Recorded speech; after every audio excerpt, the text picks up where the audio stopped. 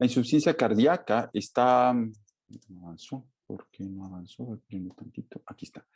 Está definida como la incapacidad del corazón para bombear una suficiente cantidad de sangre que cubra los requerimientos metabólicos del organismo. Con esto lo que estamos comentando es que se trata de un equilibrio entre un gasto cardíaco que ofrece el corazón y el sistema cardiovascular. Voy a hablar mucho de sistema cardiovascular, no nada más corazón, y demanda de oxígeno o demanda de flujo sanguíneo que tiene el resto de las células del cuerpo, que no forman parte del sistema circulatorio, aunque por supuesto esta demanda de oxígeno también la consume el mismo sistema cardiovascular en la medida en la que va trabajando para llevar gasto cardíaco al cuerpo. De tal manera que se trata de un desequilibrio entre aporte y demanda, que tenemos que mantener y que nuestro cuerpo de alguna manera mantiene por medio de algunos mecanismos compensadores en el momento en el que tenemos una mayor demanda por actividades normales de todo ser humano. Cuando algo afecta ya sea al corazón y al sistema cardiovascular para generar gasto, o afecta por el otro lado la demanda y la incrementa en forma sustancial o muy importante, se presenta el síndrome de insuficiencia cardíaca. No sabemos qué tan frecuente es en realidad, porque en México las estadísticas no son muy claras ni confiables. De entrada, no hay estadística clara sobre miocarditis y sobre cardiomiopatías, que son la principal causa de falla cardíaca que causa insuficiencia cardíaca. Por otro lado, no hay un adecuado seguimiento y tratamiento tampoco de pacientes oncológicos que reciben terapéuticas que deterioran el miocardio y causan cardiomiopatía. Y tampoco tenemos una estadística muy confiable con respecto a lo que sucede en terapias intensivas y en servicios de urgencia sobre qué pacientes y con qué patologías llegan con insuficiencia cardíaca. Se les diagnostica solamente de la patología de base por el que ingresan. No sé, choque séptico, traumatismo, insuficiencia renal, aunque tengan en esa insuficiencia renal, en ese traumatismo, una falla cardíaca. Por otro lado, si nosotros nos vamos a las cardiopatías congénitas, sabemos que hay una estimación de que nacen unos 18,000 niños por año con cardiopatía congénita y sabemos que cuando menos el 25% de ellos en algún momento de su vida y tratamiento van a desarrollar insuficiencia cardíaca. De tal manera que con eso sí les puedo decir que alrededor de 4,500 niños tienen insuficiencia cardíaca de nuevo aparición a lo largo de un año de vida de un año de calendario. La etiología es muy variada y voy a abordarla por periodos de edad, pero vamos empezando por lo que es la fisiopatología de la etiología. No sé si la misma imagen mía estorba la diapositiva, pero si estorba la voy a hacer chiquita. Ahí espero que les estorbe menos. La patología que sea que modifique la función de bomba del corazón, es decir, su contractilidad, la frecuencia cardíaca, la coordinación entre aurículas y ventrículos, o que genera taquicardias patológicas, arritmias, o movimientos anormales entre corazón y ventrículo, es capaz de causar insuficiencia cardíaca. Cualquier patología que exceda o cause un aumento significativo en el volumen o precarga, o que cause un aumento significativo en la poscarga, es decir, en la presión a la que el corazón tiene que vencer para sacar sangre de la bomba del corazón, también puede causar insuficiencia cardíaca. Y esto es dentro del corazón y el sistema cardiovascular. Pero cualquier aumento exagerado de demandas corporales puede llevar al corazón a ser insuficiente para mantener el gasto cardíaco que el organismo demanda en ese momento. Y esto se presenta, por ejemplo, en anemias graves, se presenta, por ejemplo, en insuficiencia renal, se presenta, por ejemplo, en pacientes que están con hipervolemias por cualquier causa o por metabolismos muy acelerados, como puede ser una crisis hipertiroidea o situaciones que aumentan considerablemente nuestro metabolismo, una sepsis grave, en fin, situaciones de estrés severo que pueda tener una persona. La etiología varía conforme la persona va cambiando y va creciendo, desde que está en el periodo prenatal, desde que está dentro de las madres, de la mamá. La bomba puede fallar casi siempre cuando lo hace por arritmias fetales, que pueden ser casi siempre taquicardias o bloqueo auriculoventricular completo. Taquicardias graves que hacen que el gasto cardíaco no sea adecuado y por lo tanto, o si el volumen latido no sea adecuado y por lo tanto generan un bajo gasto cardíaco que lleva al más bien al todavía no nacido, al feto, a insuficiencia cardíaca. Patologías que afectan la precarga, principalmente se ven la anemia hemolítica por inmunización materno y fetal, la transfusión materno-fetal o la insuficiencia grave de válvulas auriculoventriculares, o en patologías que afectan la poscarga de manera significativa. Aquí pongo el Epstein y les pongo una nota de interrogación porque el Epstein tiene una gran variedad de severidades. Y puede haber un Epstein muy leve que no cause insuficiencia cardíaca, pero puede haber un Epstein mucho más complicado que sí genere insuficiencia cardíaca y sea pues el que esté obstruyendo no nada más el paso de sangre de aurícula a ventrículo, sino de ventrículo a arteria pulmonar, y como en el Epstein hay un retroceso de la sangre del ventrículo hacia la aurícula y la hace caminar de adelante hacia adelante, de adelante hacia atrás en vaivén, bueno, pues esto genera una importante insuficiencia cardíaca o falla cardíaca en en el feto.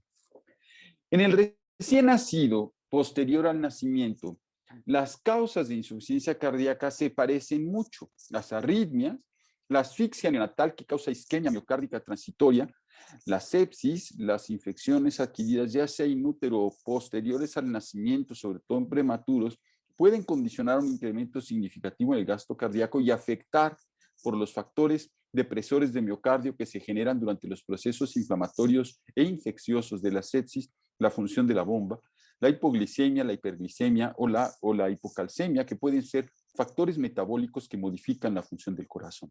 También en el recién nacido se modifica la precarga y la patología que principalmente modifica el gasto cardíaco es el conducto arterioso permeable.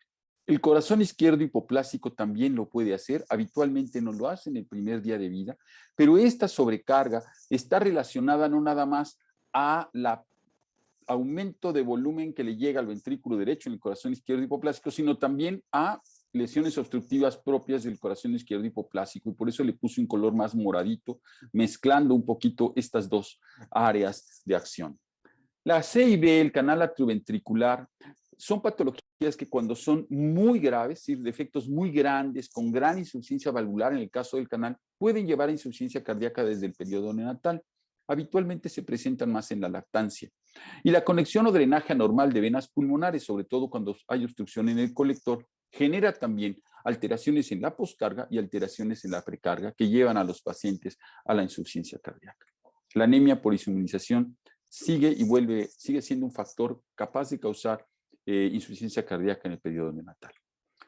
Y en edades posteriores, bueno, pues en edades posteriores lo que tenemos es alteraciones en la bomba que casi siempre se dan por miocarditis o cardiomiopatías, por sepsis grave, por pericarditis, que pueden ser infecciosas, inflamatorias. Ya nos ha hablado, por ejemplo, la doctora Marifer de lesiones del tejido conectivo que pueden afectar pericardio, y por supuesto postraumáticas. Enfermedades coronarias, como el origen anormal de la coronaria izquierda, cuando surge esta desde la arteria pulmonar, o enfermedades directas en las coronarias como adquiridas, pero directas de las coronarias como la enfermedad de Kawasaki. Arritmias y disfunción post-bomba de circulación extracorpórea, que esta también en los centros donde se practica cirugía cardiovascular en recién nacidos, por supuesto, también puede ser una causa en el periodo neonatal. Respecto a la precarga en el periodo de lactantes y mayores, pues los cortocircuitos de izquierda a derecha aquí sí son quizá la causa más común del conducto arterioso, la C y B, la comunicación interauricular, el canal AB, las valvulopatías que pueden ser congénitas o adquiridas como la patología reumática o las que se adquieren por endocarditis infecciosa, la insuficiencia renal crónica o la anemia severa. Y la poscarga, pues también lesiones obstructivas como la coartación y la estenosis aórtica, coartación aórtica, las enfermedades que causan hipertensión arterial sistémica severa o las enfermedades que causan hipertensión arterial pulmonar severa. Y aquí podemos encontrar desde una simple neumonía que genere un gran problema de hipertensión pulmonar hasta tromboembolias pulmonares y por supuesto también la hipertensión arterial pulmonar secundaria a hipertensión arterial primaria como tal, como se llama. Para entender entonces la fisiopatología y por lo tanto el cuadro clínico, necesitamos platicar un poquito de qué es el gasto cardíaco y cómo funciona nuestro sistema cardiovascular en sus sistemas de compensación para mantener el gasto cardíaco en el organismo de manera regular y normal. Y cómo estos mismos mecanismos van a generar alteraciones en el mismo corazón y grandes vasos que llevan a la insuficiencia cardíaca. Entonces, la frecuencia cardíaca y el volumen latido son dos factores determinantes del gasto cardíaco. El gasto cardíaco se mide en mililitros por minuto y es el efecto de multiplicar la frecuencia cardíaca por el volumen latido y por lo tanto en su conclusión hablamos de que frecuencia cardíaca, latidos por minuto por volumen que está en mililitros por latido, nos da un volumen, mililitros, en un tiempo por minuto. Para tener un valor normal, porque el gasto cardíaco, por supuesto, se modifica conforme la edad de los pacientes va cambiando, se indexa por el índice de masa corporal y hablamos de índice de gasto cardíaco. Y el índice cardíaco normal va de 3.5 a 4.5 litros por minuto por metro cuadrado de superficie corporal o entre el metro cuadrado de superficie corporal. Lo que es importante aquí es que en algunos casos, muchos, la mayor parte de los neonatólogos, manejan el gasto cardíaco también en litros o mililitros por minuto por kilo. Y esto es válido, puesto que ellos manejan pacientes que tienen en general un gasto cardíaco proporcionalmente mayor a lo que manejan los adultos y que se va modificando conforme va madurando el bebé a lo largo de que pasan de la prematurez al término y del término a la lactancia. Entonces, con ellos nos entendemos en mililitros por kilo por minuto. Ya no caminó. Perdón, se me está atorando la presentación. Déjenme ver qué está pasando. Ya. La fisiopatología entonces nos explica que cualquier patología que afecte el sistema de conducción modifica de alguna manera la frecuencia cardíaca y puede llevarnos a gasto cardíaco bajo o a insuficiencia cardíaca. ¿Y cuáles son? Pues las arritmias, ya lo habíamos comentado, bloqueos auriculoventriculares, taquicardia ventricular. Cualquier alteración que modifique el sistema nervioso autónomo, que puede ser desde una fiebre, dolor, deshidratación o anemia, alteran la respuesta del organismo modificando la frecuencia cardíaca. Cualquier patología que aumente o disminuya el volumen sanguíneo del cuerpo, llámese anemia, deshidratación, hipovolemia, sangrado activo, generan trastornos en el volumen latido que pueden modificar la frecuencia, el volumen latido y el gasto cardíaco, llevando a insuficiencia cardíaca. Cualquier patología que modifique resistencias vasculares arteriales o resistencias vasculares venosas va a pasar exactamente lo mismo. Pero las respuestas de defensa y las modificaciones que causan cada una de estas patologías son mezcladas. Por ejemplo, cuando yo tengo una deshidratación o hipovolemia severa, pues sí modifico el volumen sanguíneo que le llega al corazón, modifique la precarga, pero también modifico la frecuencia cardíaca del paciente, porque la hipovolemia se detecta y el sistema nervioso autónomo eleva la frecuencia cardíaca como medida de compensación. De tal manera que no es tan fácil decir es aislado. Lo que sí es que tenemos que jugar con esas variables para conseguir que el paciente estabilice su gasto cardíaco. Es decir, no puedo llevarme a frecuencias cardíacas demasiado altas que limiten el volumen de llenado ventricular, tampoco puedo irme a frecuencias cardíacas demasiado bajas. Y tengo que entender que, por ejemplo, el recién nacido prematuro y el recién nacido tiene poca distensibilidad miocárdica y por lo tanto depende más de la frecuencia cardíaca que del volumen, mientras que el adolescente tiene una muy buena complianza ventricular y por lo tanto tiene mucho menor dependencia de la frecuencia cardíaca y puedo apoyarme más en el volumen para estabilizar la condición hemodinámica del paciente. Y eso es muy importante y lo vamos a analizar un poquito más en el tratamiento.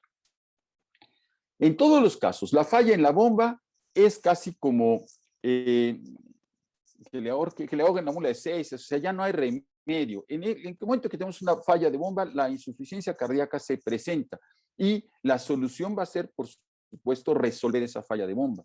Y esa falla de bomba puede ser desde muy leve, como en una miocarditis leve, hasta muy grave, como sucede en el adulto o en el adolescente que se infarta por consumo de drogas, o en el paciente que tiene una lesión isquémica muy importante posbomba, o una lesión isquémica por lesión de las coronarias u obstrucción coronaria por alguna vasculitis o situación así. Y obviamente a mayor extensión de daño y mayor severidad de daño, mayor severidad de insuficiencia cardíaca y mayor gravedad del paciente. La disfunción miocárdica tampoco se da necesariamente de la misma manera y en forma generalizada.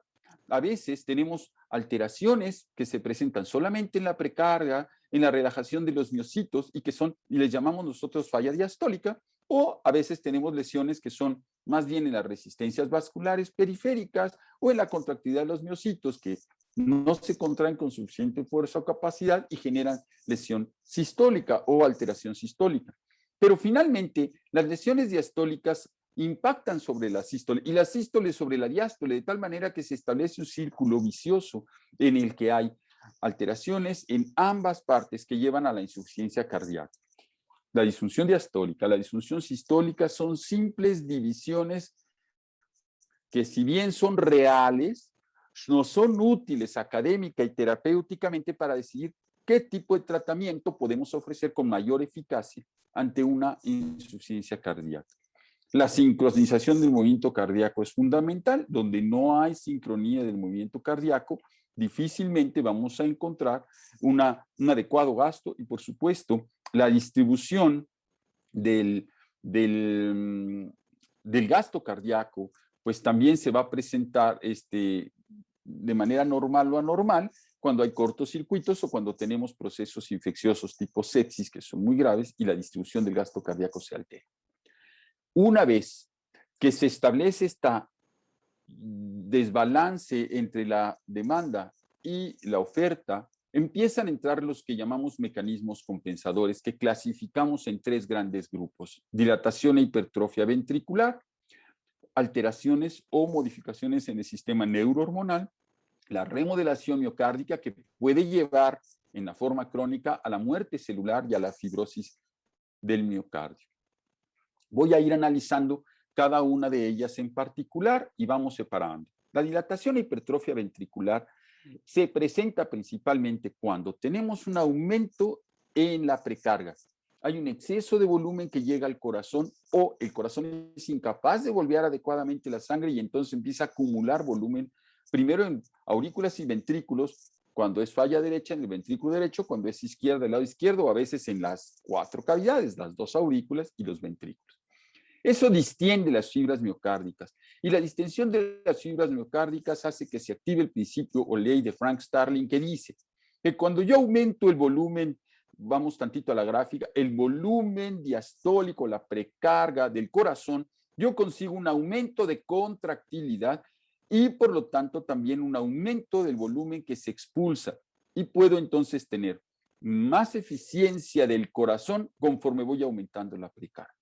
Pero el principio de Frank Starling también es muy claro. Esta respuesta no es lineal, es una curva y por lo tanto, si nosotros excedemos la precarga, llega un momento en el que ya no hay un incremento en el volumen sistólico y por lo tanto este aumento del volumen latido ya no se presenta.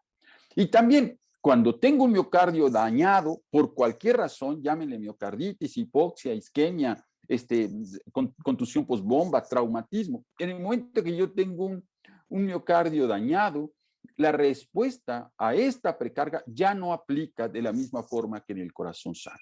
De tal manera que por la ley de Frank Starling hay inicialmente una respuesta positiva, aumento de fuerza de contracción y de volumen latido, que lleva a un aumento del gasto cardíaco. Mientras esta ley de Frank Starling no se lleve a cabo en exceso o con miocardios dañados, es un mecanismo que compensa. El problema es cuando esa hipertrofia excede o esa dilatación es demasiada y nos excedemos en la eficiencia del mecanismo compensador. El segundo grupo de sistemas de compensación es el sistema neurohormonal, y aquí hablamos del sistema nervioso autónomo y hablamos también de neuroendocrino y endocrino. La norepinefrina se incrementa o se produce en mayor cantidad en el sistema nervioso autónomo en el momento en el que tenemos detección de bajo gasto. Y hay una mayor recaptación de norepinefrina para que haya más norepinefrina en los receptores que causan vasoconstricción arteriolar y aumentan la poscarga. El aumento en la poscarga inicialmente es bueno. Yo cierro ligeramente los vasos y favorezco que el flujo corra más fácilmente a las posiciones distales. Por otro lado, el aumento en la poscarga mejora el llenado coronario y le doy más flujo sanguíneo durante la diástole al corazón. Hay también, por la norepinefrina y la recaptación de norepinefrina que actúan sobre los receptores, un aumento en el manejo del calcio intracelular que da inotropismo al corazón y desafortunadamente, disminuye la capacidad de relajación o lucitropismo que tiene el miocardio.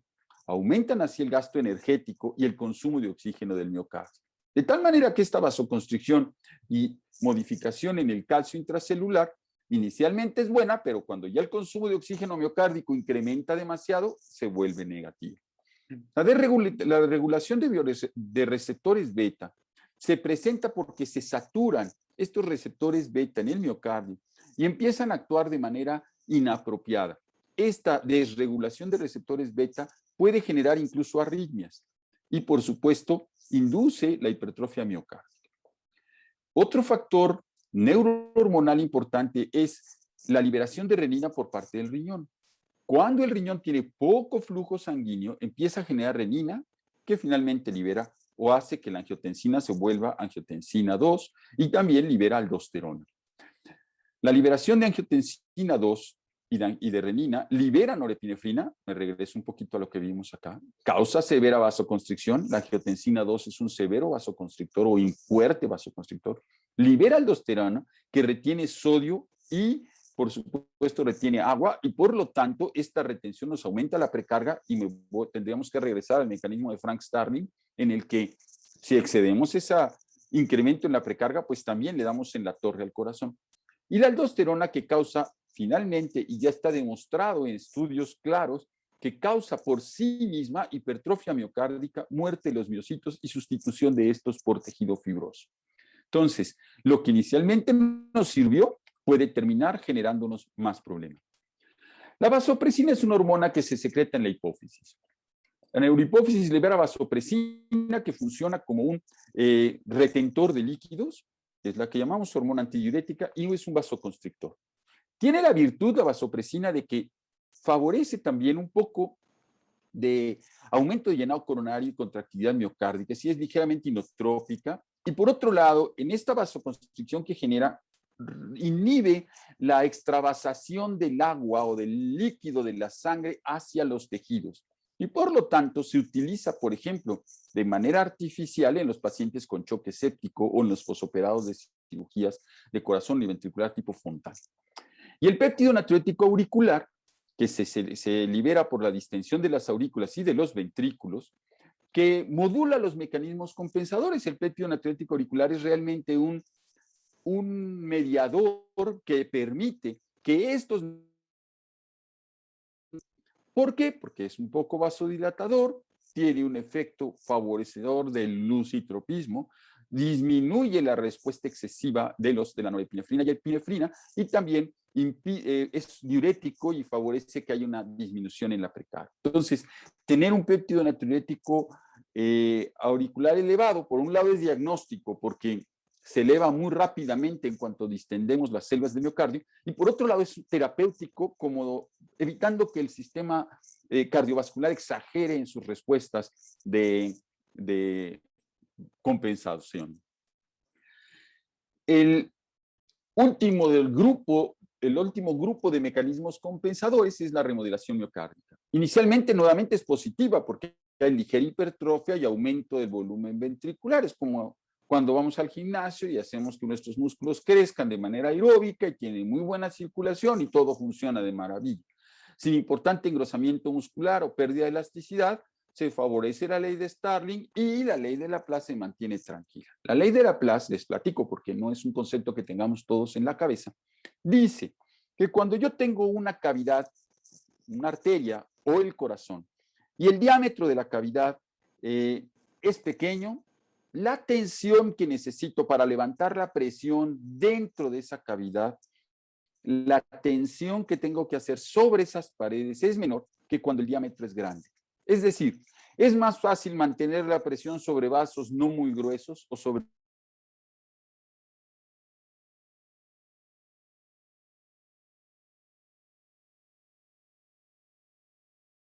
más texto.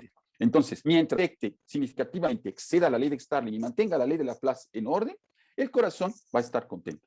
El problema es que, caray, ¿se cortó?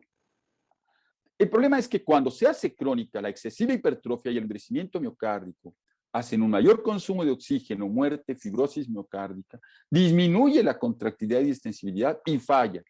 tanto el corazón como las leyes que platicamos, Frank Starling y Laplace, que nos empiezan a actuar en forma negativa para nuestra función cardiovascular. Finalmente, esta hipertrofia, endurecimiento y fibrosis genera arritmias que muchas veces son el inicio del acabose. Cuando empiezan las arritmias, muchos pacientes lo que nos están diciendo es que están cercanos a una fase en la que el miocardio ya no tiene mucho remedio. La remodelación miocárdica, esta necrosis miocárdica genera liberación de citoquinas que son pro y antiinflamatorias, que producen un aumento en la demanda de oxígeno, bueno, con una insuficiente perfusión subendocárdica por la hipertrofia. Esta misma perfusión subendocárdica pobre hace más hipertrofia, libera aldosterona, que favorece el crecimiento de colágeno y fibrosis en el corazón, disfunción diastólica, necrosis, apoptosis y activación de genes de muerte celular y remodelación. Y finalmente, mayor incremento en la demanda y se hace un círculo vicioso que va afectando severamente las células cardíacas. Desde el punto de vista clínico, tenemos dos tipos de insuficiencia cardíaca o dos formas de presentación de la insuficiencia cardíaca: alto gasto cardíaco y bajo gasto cardíaco. Alto gasto cardíaco, el ejemplo mejor es la anemia en la desnutrición, o, por ejemplo, la anemia en el paciente leucémico grave que está descompensado, que trae gran anemia, o la anemia en el paciente con una anemia, una hipoplasia de médula. Y también, por ejemplo, puede darse en los pacientes con insuficiencia renal o patologías que acumulan líquidos.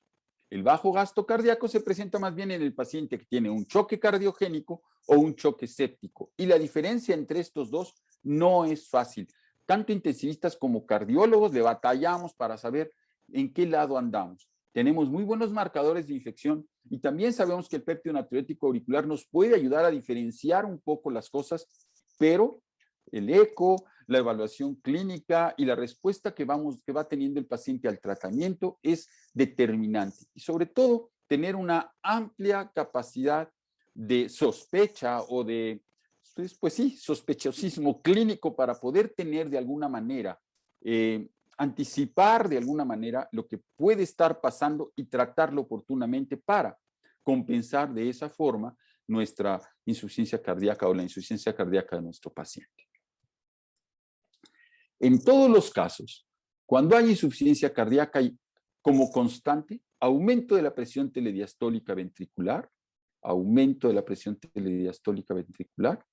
disminución de la velocidad de perfusión distal, y un aumento en la diferencia arteriovenoso-sistémica, que puede ser en el ventrículo izquierdo o ventrículo derecho. Yo aquí les estoy poniendo, por ejemplo, un ejemplo. Por ejemplo, un paciente que tiene una patología más que nada derecha. Tenemos un incremento de la presión telediastólica que hace que el flujo hacia los pulmones sea bajo, que la diferencia arteriovenosa se haga corta, es decir, la sangre no se oxigena bien, y por lo tanto no llega un adecuado flujo al ventrículo izquierdo y genera un bajo gasto cardíaco sistémico. Esto es tratando de decir, localizamos el problema del lado derecho del corazón, pero ya lo haya yo comentado, a veces fallan los dos lados, o el que falla es el izquierdo y por supuesto las cosas se van modificando. Pero en todos los casos la presión telediastólica del ventrículo que falla está aumentada. Y si los dos ventrículos están afectados, los dos están aumentados. Están dañados, los dos ventrículos tienen presión telediastólica aumentada.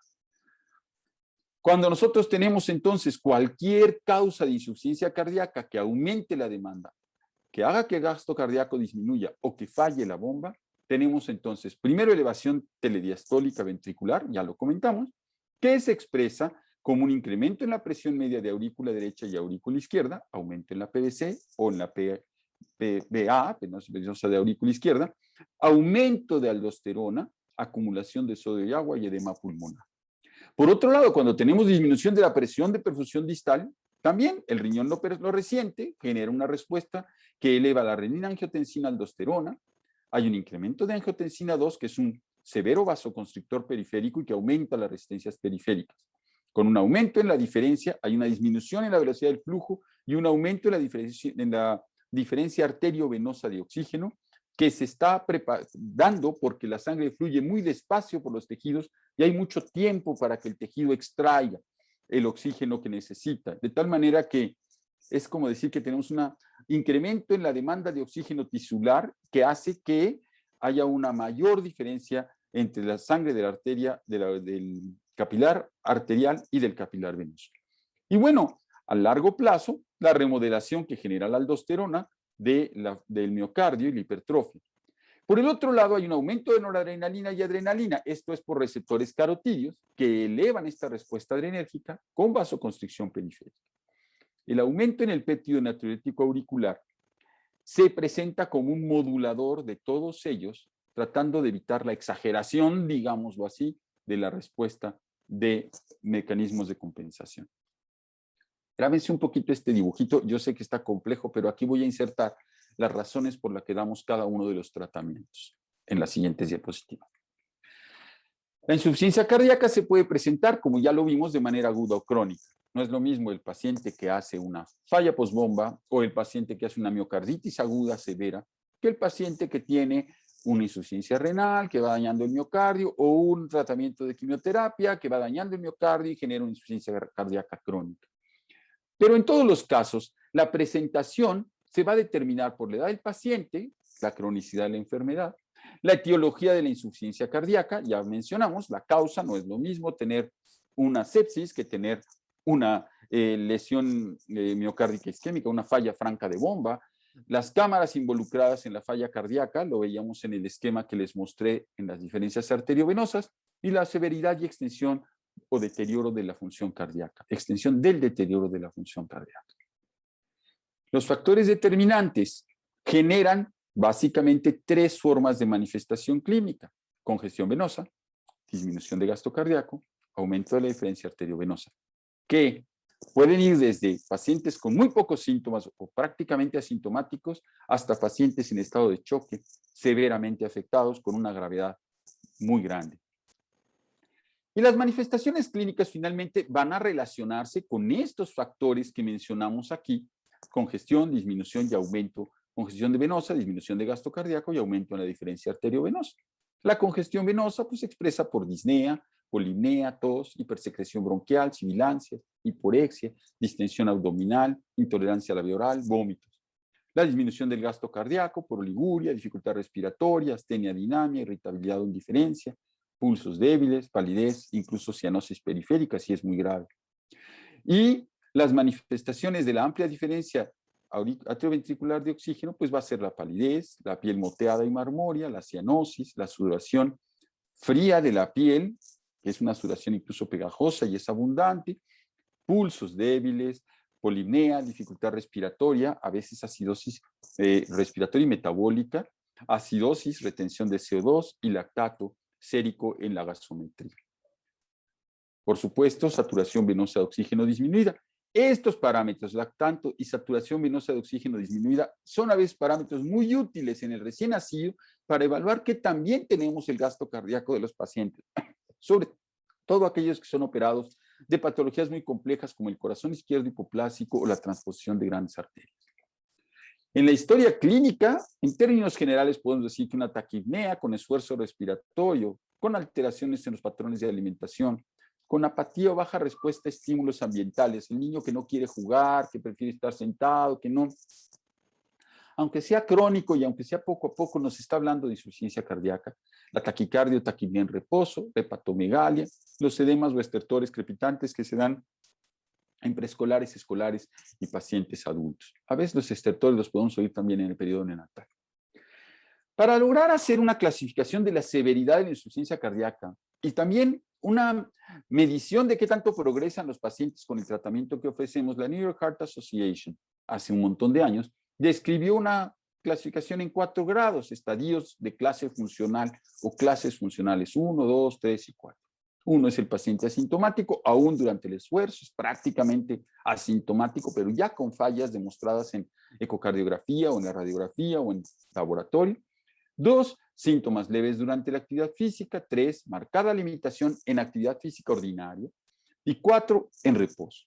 Y luego Ross, en el año de 1992, lo adaptó a los niños y dijo, bueno, pues si el niño está sintomático, lo pongo en 1. Si es un lactante que tiene taquipnea, suda cuando come o come despacio, está en 2. Si es un lactante que tiene más taquipnea, más sudoración, su de la alimentación, ya tiene detención de crecimiento, los tiempos prolongados de alimentación son muy largos y la ganancia ponderal es escasa, o ya tiene disnea incluso con ejercicio que podría ser ordinario para él, ya lo considero 3. Y finalmente, síntomas en reposo o con ejercicio que se consideraría verdaderamente estar en reposo, como el niño que ya no quiere jugar, bueno, pues en este caso estamos en estadios 4. Y también es una puntuación que no me voy a detener mucho, nada más sí que la conozcan, en el que las diferentes variables, frecuencia respiratoria, cardíaca, el tiempo que hace para la toma, el patrón respiratorio, lo califica con valores 0, 1 y 2, y de acuerdo al resultado que le da, bueno, pues tenemos una calificación de 0 a 2 que dice no hay insuficiencia cardíaca, 3 a 6 hay una insuficiencia cardíaca leve, 7 a 9 hay una insuficiencia cardíaca moderada, y 10 a 12 hay una insuficiencia cardíaca severa. Si se fija, va más o menos de 3 en 3. Y por supuesto, el paciente que ya está con una insuficiencia cardíaca severa, pues es un paciente que entraría en un estadio 4. La exploración física expresa exactamente lo mismo, la congestión venosa y la disminución del gasto cardíaco. ¿Y cómo lo expresan? Pues hepatomegalia, irritación yugular, distensión abdominal, hipolipnea, dificultad e insuficiencia respiratoria para la congestión venosa. Y la disminución del gasto cardíaco, pues taquicardia, pulsos débiles, ritmo de galope, dificultad de insuficiencia respiratoria, astenia, dinamia, apatía, deterioro en el estado de conciencia, cuando el estado de insuficiencia cardíaca y gasto cardíaco ya es muy grave. Los paraclínicos se utilizan básicamente para llegar al diagnóstico de la gravedad del problema y para tener el diagnóstico de la causa del problema o la descompensación. Es decir, ya sabíamos que tenía el problema y que lo descompensó.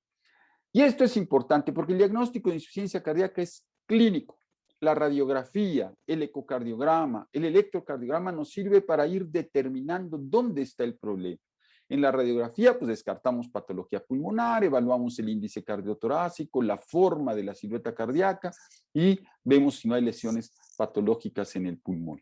En el electrocardiograma, pues evaluamos arritmias, bradicardias, taquicardias, la secuencia de conducción del tejido y la secuencia de activación del corazón que permite que el gasto cardíaco sea apropiado. En el ecocardiograma es quizá la herramienta más útil desde el punto de vista cardiológico porque es sencilla, barata y se hace en la orilla de la cama sin modificar gran cosa el manejo del paciente. Bueno, pues diagnostica cardiopatías congénitas, miocardiopatía, endocarditis, valora la función sistólica y diastólica ventricular y las respuestas que va teniendo el paciente al tratamiento, sea quirúrgico o farmacológico en la terapia intensiva.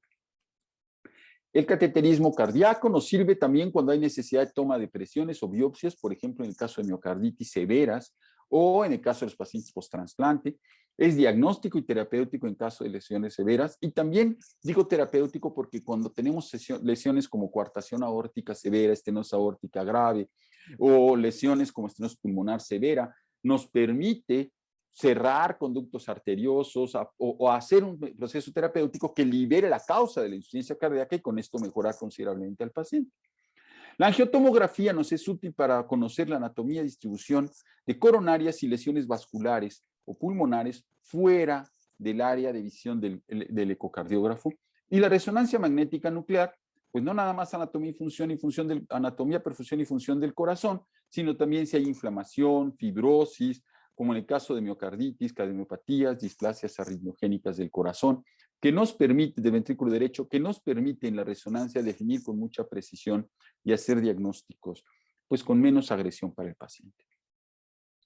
En el laboratorio nos tenemos que apoyar en todo y claro, dependiendo de la severidad del paciente. Biometría hemática, electrolitos, la química sanguínea, el examen general de orina, todo con la intención de ver si encuentro yo la causa de la descompensación y qué tan afectado está nuestro paciente.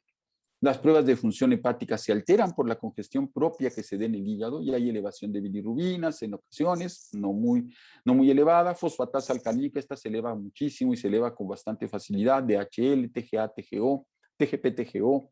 Congestión, todo esto nos está diciendo que hay congestión o daño hepático, disfunción por desnutrición e insuficiencia crónica, o también en pacientes postquirúrgicos para valorar la coagulación y la cantidad de albúmina que tiene el paciente para mantener una osmolaridad adecuada de la sangre que no nos cause falla capilar.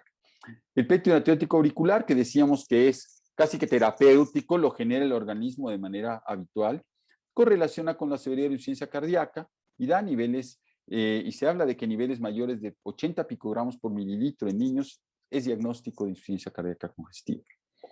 La CPKMB, la troponina y la troponina IT son útiles para miocarditis y daño isquémico miocardio. La gasometría, ya les decía yo, sobre todo en el recién nacido y en el paciente en la terapia intensiva, pues nos permite evaluar cómo está el gasto cardíaco del paciente y corroborar nuestra sospecha de insuficiencia cardíaca cuando tenemos una saturación venosa de oxígeno baja, un lactato sérico alto, en fin, signos de hipoperfusión sistémica.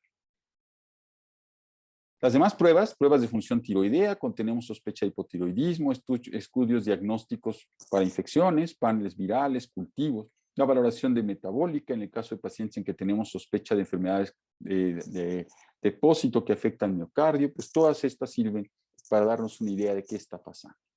¿Y cómo vamos a tratar la insuficiencia cardíaca? Y ya con esto vamos a ir terminando. Bueno, pues lo primero es que tenemos que determinar qué fue lo que inició la insuficiencia cardíaca para poder resolver la falla aguda grave, encontrar la causa, liberar la causa de la descompensación si es que hay una causa predisponente a descompensar al paciente y controlar la insuficiencia cardíaca. Pero aquí sí no les sé decir qué va primero, ¿verdad? Si el paciente me llega en una falla grave, severamente afectado al departamento de urgencias o al postoperatorio de corazón o a la terapia intensiva por cualquier condición, pues lo primero es resolver la falla aguda grave. Pero si me llega al consultorio y el paciente está estable, pues entonces me voy a concentrar en buscar la causa principal o evitar causas que lo descompensen. Si es un niño que yo ya conocía que tenía patología y llega descompensado, pues hay que ver por qué se descompensó y resolver estos problemas para poder controlar la insuficiencia cardíaca. Entonces, tengo que tener en consideración que una cosa es el manejo hemodinámico, en el que yo controlo la falla grave y la insuficiencia cardíaca, y otra cosa es el manejo etiológico, que es muy importante porque realmente no es que yo esté manejando la insuficiencia cardíaca, pero es la única manera en la que voy a controlar esa insuficiencia cardíaca correctamente. Y aquí es algo que tenemos que tener muy en la cabeza. Frecuentemente en el consultorio los papás dicen, doctor, es que yo lo veo muy bien, con lo que le dio está bien, ¿para qué le operamos? Pues sí, es que ya controlamos la insuficiencia cardíaca que traía, pero si no lo operamos esto lo va a tomar de por vida y eso no está bien. Y lo mismo sucede a veces en condiciones en que uno dice, ya la hicimos y el paciente está estable. Pues sí, no, porque depende de aminas o porque tiene una dependencia de determinados soportes que le tenemos que retirar para que tenga una vida pues normal y no esté agarrado totalmente a una terapia intensiva o a un hospital. Las estrategias de control de la insuficiencia cardíaca, entonces, las vamos a dividir en 5 puntos. Reducir la precarga, llevarla a valores normales. Cuando digo reducir la precarga, hay que evitar la deshidratación del paciente o la hipovolemia del paciente, porque eso también le da en la torre al gasto cardíaco. Vamos a disminuir el edema pulmonar y la congestión visceral, nada más. Pero vamos a mantener suficiente precarga para que el corazón funcione. Reducir la poscarga, aplica lo mismo. Reducimos las resistencias vasculares a que tenga una presión y gasto cardíaco apropiado para llenar coronarias y para perfundir cerebro, intestino, lecho esplácnico y tejidos en general. Pero no reducimos la poscarga a llevar al paciente en estado de choque. Entonces tenemos que ser muy cautos en la medición de nuestras dosis y cómo vamos triteando estas a lo largo o titulando estas a lo largo del tratamiento. Inhibir el sistema renina-angiotensina-aldosterona y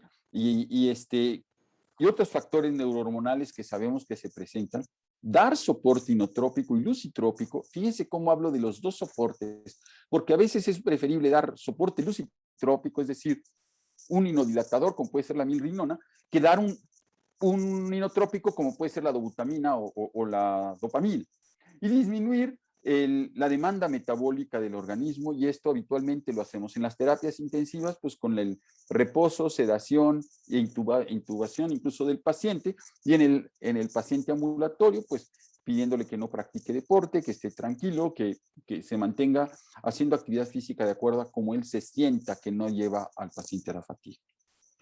En la insuficiencia cardíaca aguda y grave, lo inicial es el ABC del PALS, ¿verdad? Circulación, vía aérea permeable, respiración y las drogas necesarias para mantener todo eso. monitoreando al paciente con todo lo que se usa en las terapias intensivas, PVC, línea arterial, para valorar la presión arterial directamente en manera invasiva, porque esto nos permite dar una titulación de hormonas, de medicamentos mucho más precisa. Si se tiene disponible el Swan-Ganz, en el hospital lo tenemos disponible, lo usamos muy poco, es muy caro y además no se puede usar recién nacidos pequeños, muy pequeños, porque tiene un calibre grueso el catéter, pero finalmente si se tiene y se puede, pues es una herramienta de utilidad, de mucha utilidad. El electrocardiograma para evaluar frecuencia cardíaca y ritmo, evaluar también la presencia o no de arritmias o el efecto de nuestros medicamentos sobre la repolarización tisular, los signos vitales continuos, el NIRS, que es esta medición de la saturación tisular de oxígeno que nos permite saber que tenemos bien perfundido cerebro y el lecho esplácnico, y el gasto urinario, que también es una manera de medir qué tan bien perfundido tenemos el riñón, y también de llevar un balance para saber hasta dónde vamos a llevar a nuestro paciente a valores de eliminación de líquidos que no me lleve al paciente a la deshidratación. Y vamos a los fármacos. En los fármacos tenemos una gran cantidad de herramientas. Los diuréticos, en la terapia intensiva utilizamos furosemida y bumetamida, y los utilizamos habitualmente ya no en bolos, sino en infusión continua para evitar daños sobre el riñón y sobre el sistema auditivo del pequeño. Simplemente mantener la precarga o PVC normal, sin depletar al paciente de volumen, pero evitando que esté sobrepasado. Inotrópicos, tenemos dopamina, dobutamina, epinefrina, sabiendo que cada una tiene diferentes efectos y cada una nos dará respuesta diferente de acuerdo a la edad. Dopamina y dobutamina se usa menos en el recién nacido que epinefrina, por ejemplo. La dopamina funciona bien en algunos pacientes que solamente requerimos inotropismo. En otros, cuando además queremos aumentar un poquito las resistencias sistémicas para tener un mejor llenado coronario, nos conviene más epinefrina. Es el caso, por ejemplo, del paciente post-Yatene o post-corazón izquierdo hipoplásico operado. Sostener presiones arteriales en valores normales medios, vigilar la perfusión cerebral, coronaria y esplácnica. Los inhibidores de fosfodiesterasa, la milrinona, y ahora, bueno, ya no tan ahora, ya es una droga antigua, el levosimendan, que nos permiten tener un mejor función diastólica del corazón. Y el levosimendan funciona también como un mejorador de la función sistólica, un inhibidor de factores mediadores que deprimen el miocardio, y por otro lado también un muy buen inotrópico positivo. Y los arteriodilatadores como el nitroprusiato, la nitroglicerina, que se utilizan en pacientes, por ejemplo, que se les afectó la aorta por algún procedimiento quirúrgico, no sé, una coartación, una reparación del arco, o que requirieron reimplantes coronarios en el que la nitroglicerina permite bajar, por un lado, la poscarga, pero no con esto bajar el llenado coronario, porque también es un vasodilatador coronario, porque disminuye el consumo de oxígeno del miocardio. Entonces, en pacientes operados de cirugías en que se manipulan coronarias o tienen obstrucciones coronarias, la nitroglicerina es de alta utilidad. Pacientes con patologías pulmonares que causan hipertensión pulmonar, ya sea patología pulmonar que afecta al corazón, a la presión pulmonar, o que son primarias, pues también el óxido nítrico nos va a funcionar. Y, por supuesto, en la actualidad el uso del ECMO y el soporte mecánico externo. ¿Cómo hacemos el tratamiento? ¿Cómo elegimos? Bueno, pues, ¿qué queremos hacer? ¿Disminuir la retención de sodio y agua? Pues hay que dar dieta, restricción hídrica y diuréticos. Ajustar o mejorar la poscarga, pues vasodilatadores, inhibidores de la ECA, antagonistas de angiotensina, que ya dijimos que es un gran vasoconstrictor y además generador de hipertrofia, inhibidores de fosfodiesterasa. Mejorar la contractilidad miocárdica, pues la digoxina o los inotrópicos, en la digoxina en el paciente, ¿cómo se llama? Ambulatorio, también se puede usar o el uso de los inotrópicos que ya mencioné en el paciente agudo. Mejorar la función diastólica, pues los betabloqueadores. Orientar los mecanismos compensadores, pues la espironolactona, los inhibidores de la ECA y los inhibidores de los receptores de angiotensina 2. Hay otras drogas que ahora se están utilizando que tienen efectos que semejan al péptido natriurético auricular, como es el sacubitril con vasartán, que se ha utilizado ya en adultos y se ha probado en algunos niños, sobre todo cuando es ventrículo derecho, el sistémico, es decir, por ejemplo, con pacientes que han sido operados de Fontan y que se les dejó el ventrículo derecho como ventrículo único. Bueno, pues esos pacientes se han tratado con esto con beneficio. Y como les comenté, vamos regresando a la tablita y entonces vemos el aumento en la demanda gasto cardíaco bajo nos va a llevar a elevación de volumen telediastólico ventricular y a disminución de la presión de distal. Lo primero que tenemos que hacer es disminuir las demandas, entonces, y para eso entramos en el pedir al paciente que guarde reposo, ya sea en casa, ya sea hospitalizado, ya sea intubado y sedado, como en el caso de los pacientes graves.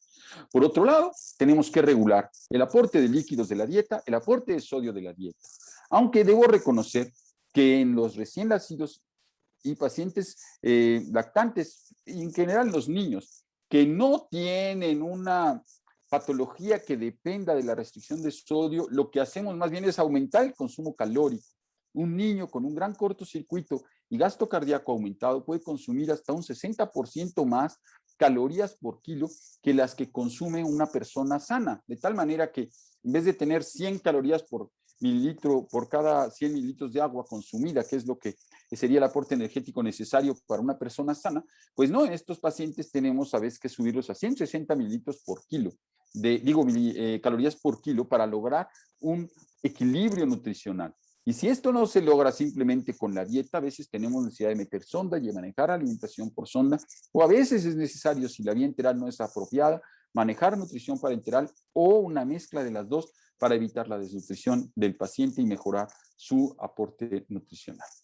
La segunda parte es los diuréticos. Diuréticos que ya decimos, por un lado rompemos el ciclo renina-angiotensina-aldosterona, por otro lado vaciamos un poquito este acúmulo de sodio y agua y permitimos que se alcance una presión de la aurícula derecha y aurícula izquierda adecuada.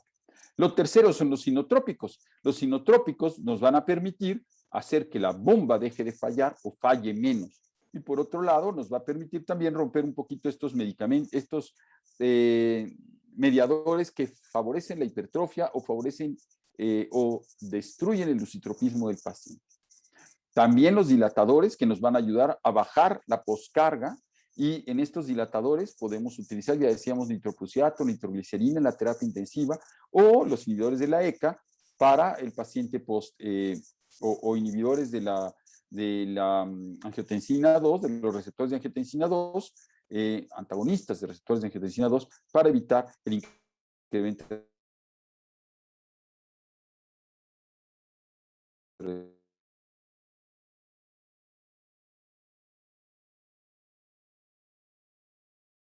el prisma o finalmente cuando ya no hay mucho más que hacer, ya me dijo que la conexión es inestable, cuando ya no hay mucho más que hacer, el ECMO y el soporte cardíaco externo.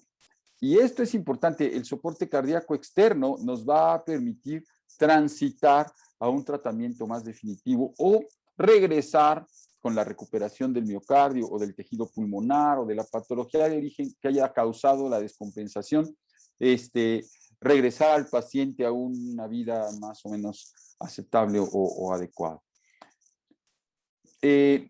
Hasta aquí sería más o menos el tratamiento original.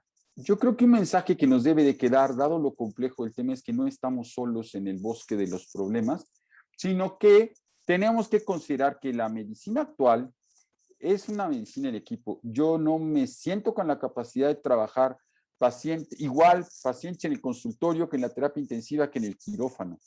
Y pues tendrá uno mucha o poca experiencia, pero finalmente el intensivista tiene su trabajo, su labor, y tenemos que apoyarnos en ellos y comentar y comunicarnos muy bien con ellos para que entendamos cuál es la fisiopatología del problema y qué tratamiento puede ser el mejor.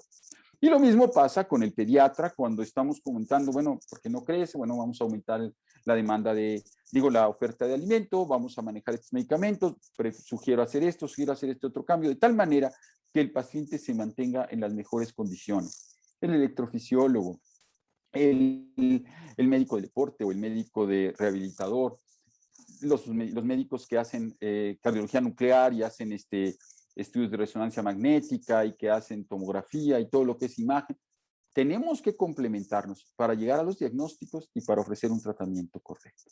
No sé si haya preguntas, híjole, apenas terminé en el tiempo.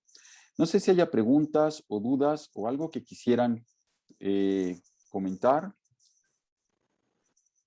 Muy bien, Alex, excelente presentación. creo un panorama bastante amplio el que nos has dado y un repaso muy bien desde el oficio. Y lo que me llama mucho la atención es todo lo que dejamos muchas veces de ver en la clínica y que puede ser que se nos vayan los pacientes y empezando desde hacer una buena interrogatorio, una buena historia y posteriormente una exploración correcta, inclusive buscando y auscultando, que muchas veces se complica con los niños el hacer una auscultación adecuada, pero sí hay que buscar los pulsos, hay que buscar datos como los pusiste en la presentación muy claros que nos pudiesen ayudar bastante. No sé si en el público existiese alguna pregunta, no sé, por ahí vi que también estaba la doctora Susana, cardiopediatra, no sé si quiera comentar algo también. Estamos abiertos a las preguntas.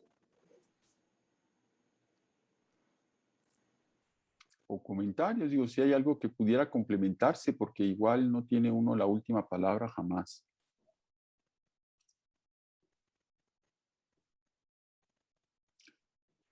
Se habla también, por ejemplo, del tratamiento anticoagulante en los pacientes con insuficiencia cardíaca a fin de prevenir pues, trastornos embólicos y trombóticos. Y eso es algo que de alguna manera no toqué, ya nos habló de trombosis en alguna ocasión Michelle, pero que tenemos que tenerlo en consideración, sobre todo estamos manejando muchos catéteres en el interior del corazón y demás, corazón dilatado, que a veces tiene arritmias, tenemos que estar pendientes de eso. Y por supuesto en el adolescente y adulto que ya tienen fibrilación auricular, cosas, pues hay que estar obviamente añadiendo al tratamiento de insuficiencia cardíaca la anticoagulación. Tenemos varias felicitaciones para ti, Alejandro, de Muchas la gracias. presentación, en la cual la doctora Adriana Michel, Geles Montera, el doctor Jesús de Real, María Teresa Pérez y alguien más que no identifico porque desaparece el iPhone, pero te mandan muchas felicitaciones. Muchas gracias a todos. Muchas Ok, gracias. pues no sé si alguien quiera comentar algo más. A En veces, realidad, el repaso que nos acabas de dar es muy, muy interesante y la verdad, tenemos muchas deficiencias todavía en lo que es nuestra consulta, y hablo por mí, de consulta de primer contacto, donde se nos pueden ir datos muy importantes y que desde estar llevando nuestras curvas con estaturales correctas, estar viendo que el paciente vaya en condiciones, y cuántas veces no nos enfrentamos a la situación de que el niño come lento o no come y la mamá se desespera, hasta le suspende la lactancia y hace una serie de cambios buscando desesperadamente mejorar, cuando en realidad lo que trae es un problema cardíaco que inclusive ni siquiera se pone morado el niño, ¿no? Entonces, hay que buscar intencionalmente todos estos datos para diagnosticar a tiempo y como dice el doctor Alejandro, no estamos solos, tenemos que trabajar en equipo y ante la duda es importante el recurrir a nuestros compañeros de las subespecialidades para apoyarnos y llegar a los diagnósticos a tiempo, en beneficio obviamente de nuestros niños. sí, indudablemente cuando tienes una patología, por ejemplo, un paciente con un Kawasaki, y bueno, pues el apoyo de inmuno de reuma en el caso del paciente con derrames pericárdicos o trastornos que se asocian más a problemas inmunológicos, o tienes que irte apoyando infecciosos, en el caso de los pacientes con choques sépticos. Cada paciente, una vez que nosotros tenemos una historia clínica, nos debe orientar a buscar la solución que dio el problema, que dio la insuficiencia cardíaca. Entonces, el cardiólogo, pues sí, ayuda cuando la patología es meramente cardiológica, pero muchas veces la insuficiencia cardíaca tiene un origen extracardíaco y tenemos que estar conscientes. Los nefrólogos, evidentemente tienen que ver, sobre todo cuando el corazón llega a ser causa de daño renal, o cuando el daño renal daña al corazón, porque ahí se hace como también círculos viciosos, ¿no? Entonces eso es bien importante y yo creo que aclarar, no estamos solos, tenemos que seguir haciendo equipo, es quizá el mensaje que más me gustaría dejar, ¿no? A veces dicen que cuando no hay dudas es porque uno dejó todo muy claro o porque nadie entendió nada. Entonces, ya no sé exactamente qué es lo que sucedió, pero bueno, de todos modos, a todos los asistentes yo les agradezco mucho su paciencia y su calma al escuchar. Pues muchas gracias, Alex, por tu presentación no me queda más que invitarlos a la siguiente sesión del próximo mes, en la cual estaremos con la doctora, nuestra oftalmóloga pediatra, la doctora Carolina Cruz, el próximo 16 de noviembre a las 20 horas. Los invitamos y les recuerdo que nuestras sesiones ya tienen valor curricular para que se inscriban con tiempo y poderlos tomar en cuenta. Si alguien todavía falta dejar su correo, los invito a que lo deje para poder mandar esta información al Colegio de Pediatría, al Consejo. Pues, Alex, muchísimas gracias. Gracias a todos por conectarse. De parte de Casa Pediátrica les damos las buenas noches y Dios quiera nos vemos el próximo mes y síganse cuidando mucho de este COVID, por favor.